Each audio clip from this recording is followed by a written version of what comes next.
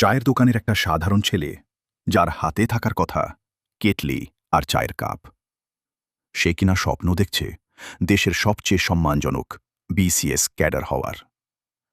প্রথম পর্বে আমরা তার এই পাগলামি দেখেছি, কিন্তু আপনারা কি ঘুণাক্ষরেও ভাবতে পেরেছেন আগামী পর্বে তার সাথে ঠিক কী ঘটতে যাচ্ছে? এমন একটা অপ্রত্যাশিত ধাক্কা সে খেতে চলেছে, যা তার পুরো স্বপ্নটাকে এক নিমেষে ধূলিসাৎ করে দিতে পারে। গত পর্বের সেই আত্মবিশ্বাসী চাওয়ালাকে এবার এক নির্মম বাস্তবতার মুখোমুখি হতে হবে।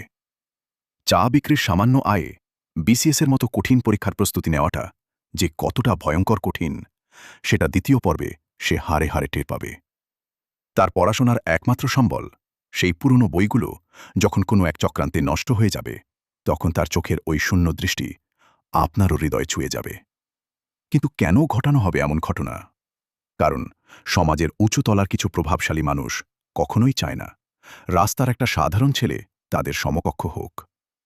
কিন্তু এখানেই ঘটল সবচেয়ে বড় চমক। ঠিক যখন মনে হবে সব শেষ, ছেলেটি হয়তো হাল ছেড়ে দেবে, তখনই গল্পে এন্ট্রি নেবে এক নতুন মোড়। জারার চরিত্রটি প্রথম পর্বে যতটা সাধারণ ও সাহায্যকারী মনে হয়েছিল, দ্বিতীয় পর্বে তার আসল উদ্দেশ্য নিয়ে আপনাদের মনে গভীর সন্দেহের সৃষ্টি হবে। সে কি সত্যিই ওই চাওয়ালাকে নিঃস্বার্থভাবে সাহায্য করতে চাইছে, নাকি তার এই সাহায্যের আড়ালে লুকিয়ে আছে অন্য কোনো গভীর স্বার্থ? জারার একটি অপ্রত্যাশিত সিদ্ধান্ত পুরো গল্পের মোড় ঘুরিয়ে দেবে।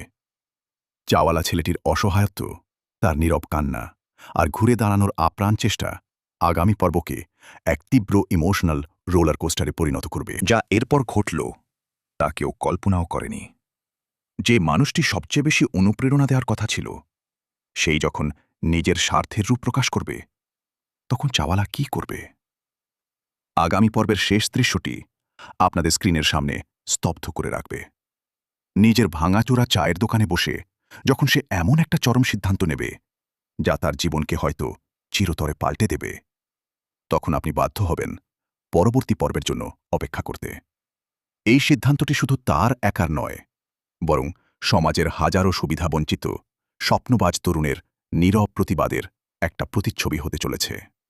চাওয়ালা বিসিএস ক্যাডারের এই গল্পটি শুধু একটা ওয়েব সিরিজ নয়, এটি আমাদের চারপাশের রূঢ় বাস্তবতার এক জ্বলন্ত আয়না। এই নাটক আমাদের শেখায়, স্বপ্ন দেখার কোনো নির্দিষ্ট শ্রেণী বা মর্যাদা নেই। আপনার বর্তমান অবস্থান যতই নিচে হোক না কেন, প্রবল ইচ্ছাশক্তি আর ধৈর্য থাকলে যে কোনো বাধার দেয়াল ভেঙে ফেলা সম্ভব। সমাজের কটূক্তি বা ষড়যন্ত্র কখনো একজন মানুষের গন্তব্য নির্ধারণ করতে পারে না। গন্তব্য নির্ধারণ করে তার অদম্য জেদ।